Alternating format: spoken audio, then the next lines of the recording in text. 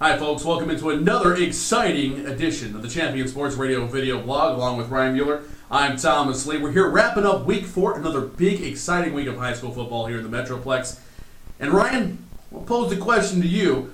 What's the one game that really stood out to you as being maybe the biggest story or the most surprising that you heard from in Week 4? I think it's the Nimitz Vikings in my mind and a lot of other people's minds. Really shocked and surprised. They're out to a 4-1 start. They get the victory over South Grand Prairie, 20-14. Unbelievable. Touchdown pass, 75 yards, and then one for 44 yards. There's a lot of athletes in the Nimitz program, and of course with the 4-1 start and the first win in district play, a lot of people talk about Duncanville and Cedar Hill being the kind of the loan sharks in that district, but I think you got to look at Nimitz as another contender in that district as well. I was real impressed out in East Texas at what John Tyler was able to do. A teacher's life was taken earlier this week.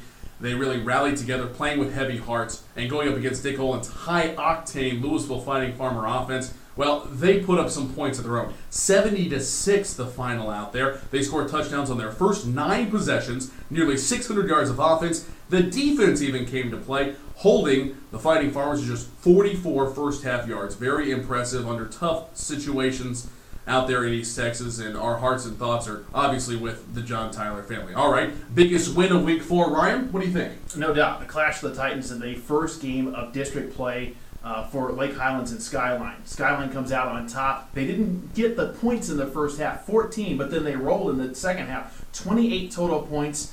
Tony Drake, it was his time to shine. A lot of focus on Michael Davis over the last couple of weeks. J.B. Hall has had some great games, but this week it was all about the Raiders running back and Tony Drake. 19 carries, 219 yards on the ground. That Skyline program is really, really primed to make a deep run in 2009.